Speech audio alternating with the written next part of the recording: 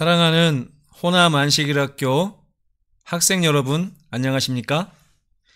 저는 광주 송정교회를 섬기고 있는 김신민 목사입니다.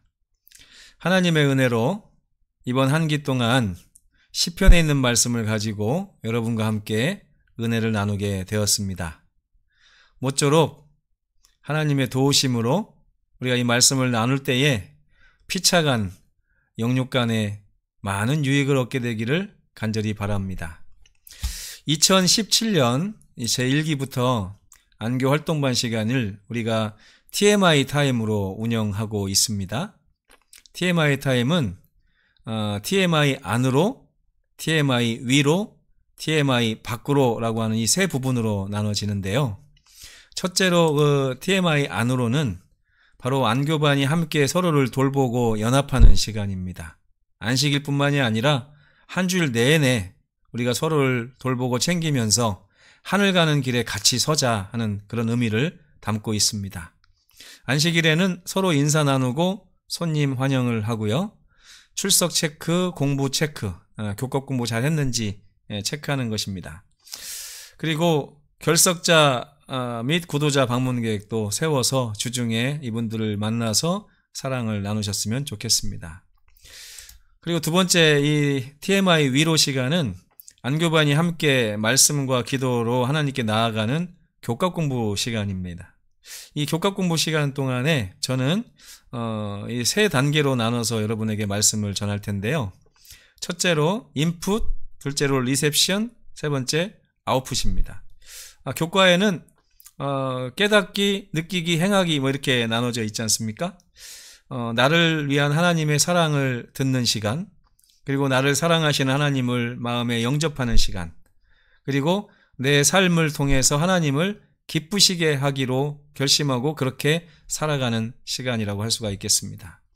이렇게 안교 교과 공부를 통해서 잘 배우시고 난 다음에 함께 모이셔서 안교반이 함께 이제 TMI 밖으로 시간을 갖게 되는데요.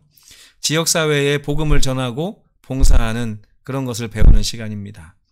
개인적인 TMI 활동이나 또 안교 반에 팀적으로 활동하는 TMI 활동, 이런 활동들을 위해서 함께 기도하고 계획하는 그런 시간을 가지면 좋겠습니다.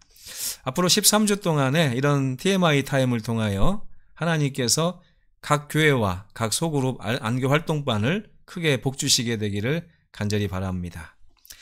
자, 이제 시편의 말씀을 시작해 보도록 하겠습니다. 이 시편의 말씀은요, 여기 보니까 구약학 박사 드라고 슬라바 산트라치라고 하는 우리 박사님께서 말씀을 주셨는데, 이분은 대총회에서 SDA 백과사전의 편집장을 맡고 계시다고 합니다.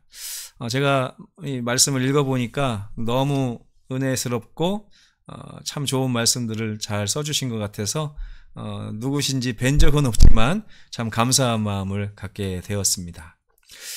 시편이라고 하는 주제가 낯설지는 않으실 거예요. 왜냐하면 우리가 이 교과를 늘 배울 때에 두 종류로 이제 배우게 되는데, 하나는 성경책 제목을 그대로 교과의 제목으로 해서 연구하는 경우가 있고, 하나는 성경에 나오는 어떤 교리의 주제를 모티브로 해서 이제 나누기도 합니다. 뭐 청직이라든지 심판이라든지 재림이라든지 좀 전에 배운, 우리가 지난기에 배운 하나님의 선교라고 하는 주제도 그런 주제인데요. 제가 2012년부터 지금까지 성경의 제목을 가지고서 이렇게 교과를 공부한 것이 얼마나 될까 보니까 꽤 많더라고요. 2012년에 데살로니가 전서와 후서를 우리가 공부했고요. 2013년에는 소선지서를 공부했습니다. 2014년 야고보서, 2015년에는 잠언과 누가복음과 예레미야를 연구했습니다. 2016년에 마태복음과 욥기, 2017년에는 베드로 전서, 후서, 갈라디아서, 로마서를 공부했습니다.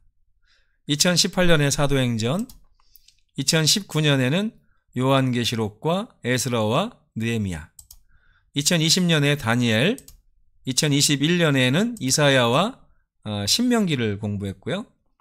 2022년에는 히브리서, 창세기를 공부했습니다.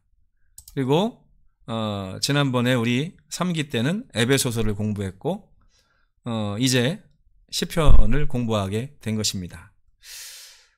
이렇게 많은 성경을 우리가 교회만 열심히 다니면 다 배우게 되어 있습니다.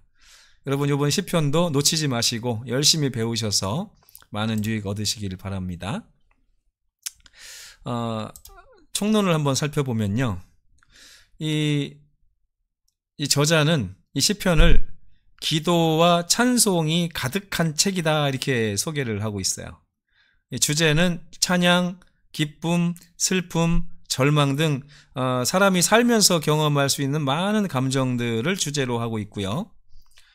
이것을 쓴 저자들은 평민이 될 수도 있고 시인이고 왕이고 제사장 등 여러 종류의 사람들이 이거를 기록했다는 걸 알 수가 있습니다. 제가 감동받은 부분은 이 저자가 시편을 소개하면서 총론의 제목을 이렇게 쓴 거예요. 하나님의 마음과 사람의 마음이 만나는 곳이다. 어디가요? 시편이 그렇다는 것입니다. 그러면서 루터 이야기도 꺼냈는데 루터는 이렇게 말했다고 합니다. 누구든지 시편에서 자기에게 필요한 시를 찾을 수 있을 것이다. 그만큼 시편은 모든 사람에게 유익을 줄 수 있는 그런 책이다 하는 것입니다. 그러면서 이 저자는 이렇게 우리에게 질문을 합니다. 어떻게 시편을 연구할 것인가? 어떻게 하면 시편을 잘 연구한다고 할 수 있을 것인가? 저도 그래서 여러분에게 이런 말씀을 드립니다. 함께 한 기 동안에 이 저자의 이끄심을 따라서 시편을 잘 연구했으면 좋겠습니다. 그 첫 번째 시간 제1과는 시편을 읽는 방법입니다.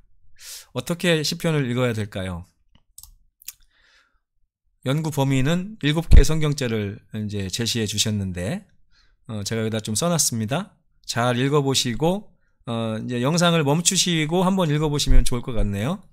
역대상 16장 7절, 느헤미야 12장 8절, 시편 25편 1절에서 5절, 시편 33편 1절에서 3절, 로마서 8장 26절 27절, 시편 82편 8절, 시편 121편 7절입니다.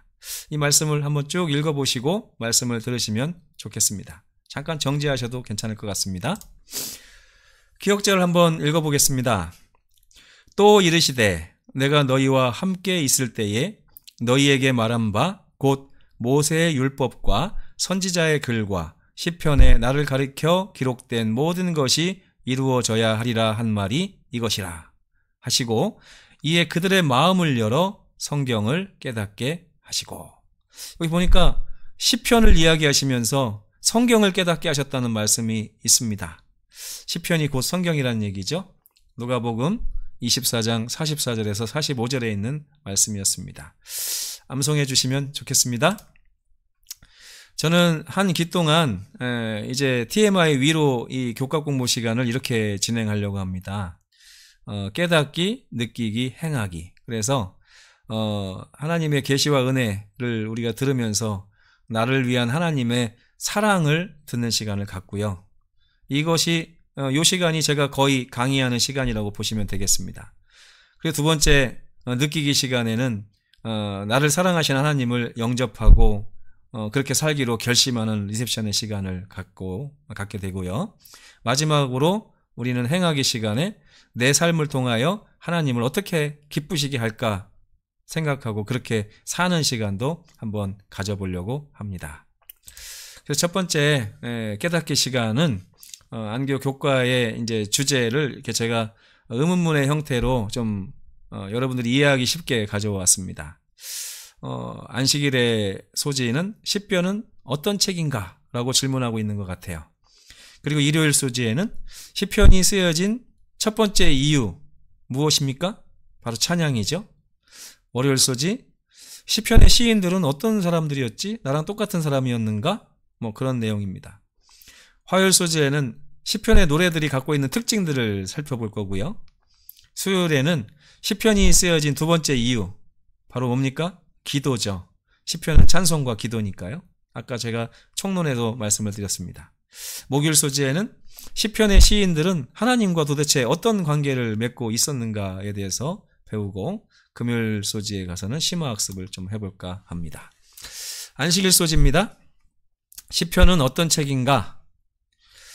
예수님과 신약의 저자들은요, 시편을 성경으로 인정했어요. 그리고 아주 자주 인용했습니다. 사람의 찬송과 사람의 기도가 어떻게 성경이 될까요? 근데 어쨌든 예수님은 마태복음과 요한복음의 몇몇 곳에서 이렇게 시편을 인용하시면서 시편이 곧 성경이라고 말씀을 하셨습니다. 시편은 구약시대의 히브리어로 쓰여졌잖아요. 그래서 많은 사람들이 그 시대에 한정된 말씀이다 이렇게 생각하기를 좋아하는 것 같습니다. 하지만 그렇지 않죠. 시편의 이 언어들을 보면서 오늘날 우리에게 말씀하시는 주님의 음성도 들을 수 있는 것입니다. 그래서 저는 여러분에게 이 말씀드리고 싶은 게, 시편을 오늘을 살아가는 우리에게 필요한 하나님의 말씀으로 받아들여야 된다는 것입니다. 그렇게 될 때 우리가 시편을 제대로 이해할 수 있기 때문인데요. 그렇게 한 길을 우리가 지내면서 하나님의 말씀인 시편을 한번 배워보면 좋을 것 같습니다. 우리는 시편의 역사 그리고 시편의 가르침을 주목할 거고요. 이스라엘 백성들이 그것을 어떻게 예배에 사용했는지를 연구하면서 우리의 삶의 예배에도 도입을 해보는 그런 놀라운 경험도 해보고자 합니다. 일요일 소지에 가보시면 시편이 쓰여진 첫 번째 이유는 무엇인가? 라는 질문이 나옵니다. 시편은 그 원어적으로 트힐림이라고 하는데 찬양하다라고 하는 뜻을 가지고 있어요. 찬양하다. 찬양하다고 하는 뜻의 이름이 바로 트힐림이고 이것이 시편인 것입니다. 결국에 시편은 하나님을 찬양하기 위해 지어지고 만들어졌다는 뜻이죠. 그래서 시편은 개인과 공동체의 예배를 위해서 쓰여졌고 성전 예배에서 찬송으로도 사용이 많이 됐습니다. 특별히 이스라엘 백성들은 성전 봉헌식, 또 절기, 순례 행렬, 그리고 열왕기 사무엘에 보면 언약궤, 하나님의 언약궤를 블레셋에서부터 이제 다시 예루살렘으로 옮겨왔을 때 그때도 다윗이 시편의 노래를 부르는 장면을 볼 수 있습니다. 그래서 이 시편은 이스라엘의 그 삶과 이스라엘 백성들의 삶과 뗄래야 뗄 수 없는 그런 책입니다. 그리고 그런 노래들이 모여진 것이 시편이죠. 특별히 하나님께서는 출애굽기 23장 14절에서 17절에 너희 남자들은 1년에 3번 예루살렘에 와서 나를 만나라, 나에게 얼굴을 보이라 이렇게 말씀하시면서 무교절과 맥추절과 수장절에 그렇게 하라고 말씀하셨습니다. 그래서 많은 이스라엘 백성들은요, 시편 120편에서 134편에 있는 그런 노래를 성전에 올라가는 노래라고 해서 예루살렘으로 가는 그 순례길에서 그 노래를 많이 불렀다는 것입니다. 그리고 이스라엘에는 6절기와 7 안식일이 주어졌잖아요. 절기 안식일. 근데 그때 애굽 할렐이 불러지고 대할렐도 불러졌습니다. 특별히 6월절에 이 찬미들이 많이 불러졌는데 시편 113편에서부터 118편을 가지고 6월절 식사 시작 전에는 113편에서 114편, 식사가 마친 후에는 115편에서 118편에 이제 찬양을 부르면서 6월절 식사를 마쳤다는 것입니다. 예수님께서 성만찬 최후의 만찬을 하실 때도 보면 제자들이 모든 것을 다 마친 다음에 하나님을 찬미하고 갔다는 그런 말이 기록되어 있는데 그 찬미가 바로 애굽 할렐의 맨 마지막 115편에서 118편의 찬미라는 것을 알 수가 있습니다. 이 대할날 136편은 월삭 성전 봉헌식 때도 많이 사용이 됐던 것 같고요. 특별히 이스라엘 백성들은 매일 할렐이라고 해서 시편 145편에서 158편에 있는 찬양을 회당의 아침 예배 때 이렇게 사용했다는 것입니다. 시편은 뭐라고요? 찬양입니다. 찬양. 이스라엘 백성들이 그들의 삶과 예배 가운데 이렇게 시편의 찬양을 이용했던 것처럼 우리도 이 시편의 찬양을 그렇게 이용할 수 있지 않을까요? 아마 가능하지 않을까 싶습니다. 월요일 소재 가보니까 이 시편을 기록한 이 시인들은 어떤 사람들이었는가라는 그런 주제가 있는데, 뭐 대단한 사람들이죠. 대단한 사람들이긴 하지만 그들 역시도 우리와 성정이 그렇게 다르지 않은 그런 사람들이었던 것 같습니다. 시편은 이렇게 6부류의 사람들이 기록을 했어요. 대부분은 다윗이 기록을 했습니다. 다윗은 사무엘하 23장 1절에 보면 이스라엘의 노래 잘하는 자라고 기록이 되어 있습니다. 근데 이거를 쉬운 성경으로 보니까 이스라엘의 가장 즐거운 가수 이렇게 써놨더라고요. 노래가 기교가 뛰어난 줄 알았더니 그게 아니라 하나님을 찬양할 때 정말 즐겁게 찬양한다고 해서 붙여진 별명이 아닌가 생각이 됩니다. 그리고 그 외에 몇 편을 여러 사람이 기록을 했는데요. 특별히 솔로몬은 72편과 127편을 기록을 했고, 아삽은 50편, 그리고 73편에서 83편을 기록을 했습니다. 고라의 아들들이 42편, 44편에서 47편, 49편, 84편, 85편, 88편을 기록했습니다. 그리고 에스라인 헤만과 에단이 88편과 89편을 기록했고, 우리가 좋아하는 모세가 90편, 우리가 정말 유명한 90편이 있죠? 모세가 한 편을 기록을 했습니다. 이 사람들은 우리와 성정이 같은 사람들이에요. 그들은 절망했고 기쁨을 누렸고 때로는 고통으로 힘들어 했습니다. 이런 경험 가운데서 그들은 시편의 노래를 통해서 하나님께 도움을 청했고 하나님께서는 그들을 구원하십니다. 그렇게 구원하시고 나면 그들의 입에서 다시 하나님을 찬양하는 기쁨과 감사의 노래가 흘러나오는 것입니다. 근데요, 여러분, 중요한 것은요, 우리가 시편을 왜 배우죠? 시편에는 우리에게도 하나님께서 이렇게 해주시겠다는 약속이 있는 것입니다. 어떻게 해요? 우리가 절망이나 기쁨이나 고통이나 괴로움 가운데 있을 때 하나님께 도움을 구하고 하나님을 부르면 하나님께서 오셔서 우리를 만나주시고 우리를 구원해 주신다고 하는 그런 약속입니다. 우리도 시편을 기록할 수 있는 그런 기회가 생기지 않겠습니까?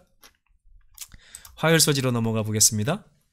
시편의 노래들은 어떤 특징을 가지고 있는가? 시편의 노래들은 6종류의 노래가 있습니다.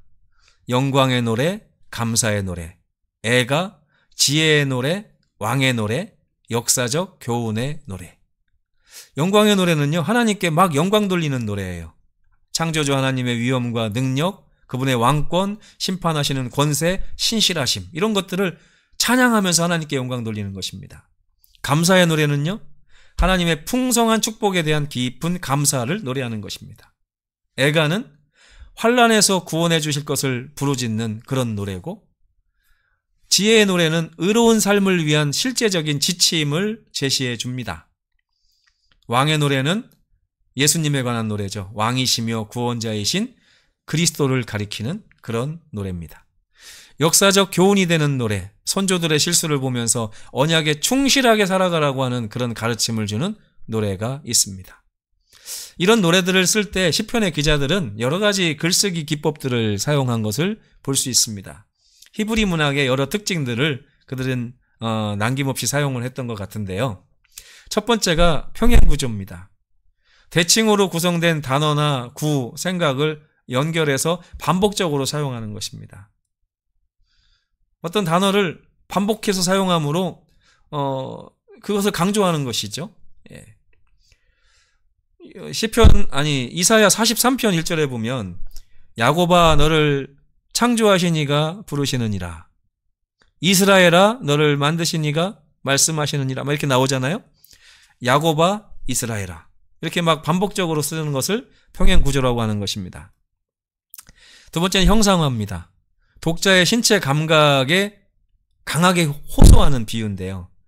예를 들어가지고 막 비유적으로 말하면 우리가 이해하기가 쉽지 않습니까? 막 하나님의 날개 그늘 아래 나를 숨겨주십시오. 그러면 그게 무슨 뜻인지 알지 않습니까? 그걸 형상화 기법이라고 하고요. 총칭어법도 있습니다. 한 쌍의 대조적인 부분을 이렇게 말함으로 전체를 나타내는 그런 강조법인데, 주야로 내가 묵상합니다. 밤낮 괴로운 나이다, 뭐 이런 단어들입니다. 그러면 밤낮이란 말은 하루 종일 그렇습니다 하는 것을 강조한 말이 되는 것입니다. 네 번째는 언어 유희인데요. 비슷한 소리가 나는 단어를 대조적으로 사용합니다. 엘로힘, 엘릴림 비슷하죠? 근데 이것은 뜻은 정반대입니다. 하나님이 있는가 하면 우상이 있죠. 이렇게 대조적으로 이 똑같은 단어의 울림을 이렇게 줌으로 말미암아 언어 유희를 통해 우리에게 그 뜻을 더 명확하고 분명하게 전달하는 것이죠. 그리고 마지막으로는 셀라라고 하는 단어가 있는데, 이 단어가 시편의 곳곳에서 발견이 됩니다. 특정 부분을 묵상하기 위해 잠시 멈추라 하는 그런 요청이기도 하지만, 실제적으로 음악 가운데 이제 간주라고 하죠. 중간중간에 막간에 셀라라고 하는 단어를 썼음도 알 수 있습니다. 이런 시편의 노래들 보면서 어떤 생각들을 하시나요? 우리 삶의 모든 부분에 필요한 노래가 여기 다 있다는 생각이 들지 않습니까? 영광의 노래, 감사의 노래, 부르짖는 애가, 지혜가 필요할 때, 또 우리의 임금이신 예수님을 노래할 때, 또 선조들의 실수를 보면서 내가 다시 한번 언약을 되새길 때 부를 그런 노래들, 이런 노래들이 시편을 가득 채우고 있는 것입니다. 이렇게 아름다운 시편을 여러분 삶에서 더욱더 가까이 하시게 되기를 간절히 바랍니다. 수요일 소재에 가보면요, 시편이 쓰여진 두 번째 이유는 무엇인가 라는 질문이 나오네요. 첫 번째가 뭐라고 했죠? 시편은 말 그대로 찬양하다고 하는 뜻이기 때문에 찬양을 위해서, 예배에 불려지는 찬양을 위해서 쓰여진 것이라고 했습니다. 두 번째, 예배의 또 다른 부분이 있죠. 예배는 우리가 하나님께 올리는 기도가 또 있는 그런 부분입니다. 시편은 사람들의 언어로 쓰여지긴 했지만 하나님의 영감을 받아서 기록됐기 때문에 하나님이 우리에게 알려주시는 기도라고 할 수도 있겠습니다. 우리의 입술을 통해서 올려지는 기도가 하나님의 영감을 받아서 올려지기 때문에 성경이 될 수 있는 거예요. 하나님의 말씀이 되는 것입니다. 그래서 시편은 우리 자신의 신앙에서 얼마나 중요한지 몰라요. 우리의 입술에서 나오는 모든 노래와 기도가 성령의 감화 감동하심을 받아서 이렇게 하나님께 올려지면 얼마나 행복하고 거룩하겠습니까? 이 시편에 나오는 이 시인들은요, 하나님과 아주 개인적인 관계를 많이 맺고 있는 것처럼 보입니다. 그들의 기도의 대상은 늘 하나님이었습니다. 나의 하나님, 나의 하나님, 오 나의 주여, 나의 왕이시여 등등, 그들은 이렇게 하나님을 부른 후에 그 내용을 이렇게 하나님께 말씀드립니다. 기도의 내용은 몇 가지가 있는데 주로 이런 것들이에요. 주여, 나의 말을 제발 좀 들어주십시오. 나의 기도를 들어주십시오. 나에게 대답해 주십시오. 주여, 나를 살려주십시오 라고 하는 것들입니다. 왜 개인의 기도가 성령의 기도가 되고 이 성령의 기도가 성경이 되는 걸까요? 로마서 8장 26절에 보면 우리의 기도마다 성령의 역사가 있다고 하는 것입니다. 이와 같이 성령도 우리의 연약함을 도우시나니, 어떤 연약함이요? 우리가 기도할 때에 갖고 있는 어쩔 수 없는 연약함을 말하고 있는 것입니다. 우리가 마땅히 빌 바를 알지 못하나 오직 성령이 말할 수 없는 탄식으로 우리를 위하여 친히 간구하시느니라. 우리를 위하여 우리 마음에 오셔서 우리 대신 하나님께 우리의 간구의 제목들을 대신 간구해 주신다는 것입니다. 그렇기 때문에 시편의 기자들에게서 나오는 이 찬양과 기도가 전부 다 영감의 찬양, 영감의 기도가 된 것입니다. 이렇게 하나님과 사람이 만나서 만들어지게 되면 그것이 바로 하나님의 말씀이 되고 말씀이 육신이 되는 그런 놀라운 일이 발생하는 것입니다. 그래서 시편은 사람들의 찬양이자 사람들의 기도였지만 오늘날 성경으로 우리에게 다가오고 있는 것입니다. 여러분, 하나님은 이렇게 성경도 내내 마찬가지죠. 성경도 하나님이 그 기자들에게 영감을 주셔서 기록한 것처럼 시편의 기도와 찬양도 하나님이 영감을 주셔서 우리에게 주신 선물과 같은 것입니다. 이 선물을 우리가 잘 이용해야 되지 않겠습니까? 네 번째 목요일 소재에 보면 시편의 시인들은 하나님과 어떤 관계에 있었지? 하는 그런 질문이 있는데요. 연구해 보니까 시편의 기자들의 삶에서 하나님이 차지하시는 특별한 위치가 있더라고요. 시편의 기자들의 삶에는 가장 중요한 부분에 바로 하나님이 계셨습니다. 그들은 자기 삶의 가장 중심에다가 하나님을 모시고 살았던 사람들이었습니다. 그렇기 때문에 그들의 삶은 온전히 하나님을 위하고 하나님께 영광 돌리는 삶이 되었겠죠. 하나님은 창조주이자 왕이자 심판자로서 모든 것을 그들에게 공급해 주셨고, 그렇기 때문에 그들은 하나님을 신뢰하고 믿을 수 있었던 것입니다. 하나님이 삶에서 이렇게 가장 중요한 부분을 차지하고 계셨기 때문에 그들의 삶의 주제는 늘 예배가 될 수밖에 없었습니다. 그들은 모든 삶 가운데 하나님을 예배하는 사람들이었습니다. 그들은 하나님과 개인적인 관계 속에 있었던 사람들이었다는 것입니다. 시편의 기자들은 사탄이 가끔씩 내 하나님이 어디 있느냐? 네가 이렇게 어려움에 빠져 있는데 내 하나님은 어디 있느냐? 네가 이렇게 곤경한 지경에 있고 슬픔 가운데 있는데 너의 하나님은 어디 있느냐라고 이렇게 사단이 몰아세울 때 그들은 말할 수 있는 답을 가지고 있는 사람들이었습니다. 내 하나님은 내 곁에 늘 계신다고요. 그들은 삶의 모든 부분에서 하나님을 찾았고 하나님은 그들의 기도를 들으시고 응답을 하셨습니다. 이러한 경험이 그들의 삶에 늘 구원에 대한 소망이 된 것입니다. 하나님은 늘 나를 구원하셨어. 그러니까 지금 더디게 온다 할지라도 하나님은 반드시 오실 것이고 나의 삶을 만지시고 구원해 주실 거야 라고 하는 그런 소망을 갖게 된다는 것입니다. 저는 이 말씀을 듣는 우리 호남 안식일학교의 모든 학생들도 이렇게 하나님과의 개인적인 관계 속에서 이런 구원에 대한 소망을 가지셨으면 좋겠다는 마음을 먹고 있습니다. 여러분에게 하나님께서 가까이 하시기를 간절히 바랍니다. 마지막 금요일 심화학습을 통해서 몇 가지 사실을 좀 배워보겠습니다. 하나님께서 우리의 삶의 일부가 아니라 뭐가 돼야 된다고요? 전부가 되셔야 한다고요. 이것이 시편이 알려주는 예배의 본질이라고요. 이해되셨습니까? 하나님이 우리 삶의 일부가 아니라 전부가 되셔야 한다. 이것이 예배다. 예배가 이런 거라는 거죠. 시편은요, 새 성전을 건축한 후에 에스라의 명령으로 이렇게 모아지고 편집됐다고 기록이 되는데, 이 에스라는 이 시편을 5권으로 이렇게 묶었습니다. 1권은 1장부터 41장까지인데 다윗과 사울 사이의 갈등을 주제로 기록이 되어 있습니다. 개인적인 애가고요. 하나님 왜 나를 도와주지 않습니까? 왜 나를 살려주지 않습니까? 이런 내용들이 주를 이루고 있습니다. 2권은 42편부터 72편까지 다윗이 왕위에 앉아서 왕권을 휘두르면서 찬양했던 하나님에 대한 찬양이 기록되어 있습니다. 3권은 아삽과 고라의 아들들이 모은 것들인데 73편에서 89편까지고요. 기원전 8세기에 그 아시리아가 이스라엘을 위협했던 그 시기에 하나님을 찾았던 그런 노래들을 모아놓은 것입니다.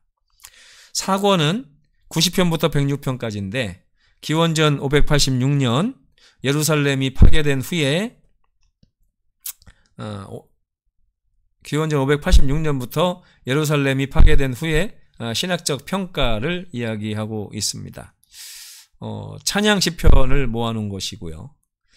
5번째 5권은 107편부터 150편까지인데 포로 후의 찬양과 개혁에 대해서 또 새로운 시대에 대한 주제를 다루고 있습니다. 이때는 할렐루야 컬렉션이 있고 순례자의 노래들이 이 시편에 포함이 되어 있는 것입니다. 이렇게 시편은 하나님과 인간이 만나서 만들어진 작품이에요. 왜 하나님은 성경도 그렇고 예수님도 성육신 하셨지만 이렇게 사람과 만나서 무엇인가를 하려고 하시는지 모르겠습니다. 하나님은 우리와 매우 친해지기를 원하시는 것 같아요. 시편은 바로 그 기별을 우리에게 전하고 있는 것 같습니다. 그래서 여러분, 이번 과외 주제가 시편을 읽는 방법이잖아요. 이 시편을 읽는 방법은 간단합니다. 첫째, 시편은 하나님의 말씀이라는 것을 믿고 읽어야 됩니다.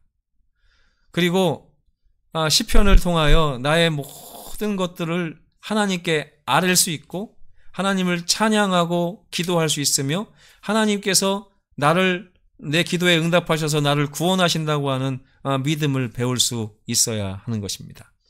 그리고 이 시편이 하나님과 사람이 만나서 만들어진 것이기 때문에 그 의도는 하나님께서 여전히 사랑하시는 당신의 백성들과 하나가 되고 싶어 하시며 여전히 오늘 살아가는 우리들과도 세상 끝날까지 동행하고 싶어 하신다는 것을 여기에 말씀하고 있고 우리가 배울 주제가 바로 그것이라는 것입니다.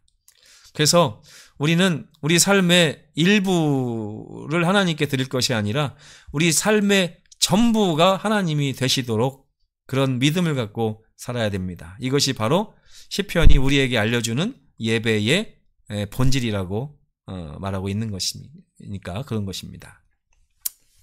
자, 이제 깨닫기 시간을 지나서 느끼기 리셉션 시간으로 한번 가보겠습니다.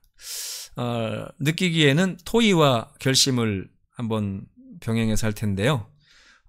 세 가지 질문을 제가 가지고 왔고 답도 달아놨습니다. 이거 참고해서 한번 이야기를 나눠보시면 좋겠습니다. 첫 번째 토의 제목은 시편을 읽을 때 잊지 말아야 할 가장 중요한 사실은 무엇입니까? 라고 하는 질문입니다. 답도 여기 자세히 보시면 쓰여 있습니다. 꼭 이것이 아니더라도 본인이 원하시는 것을 또 찾아내시면 되겠습니다.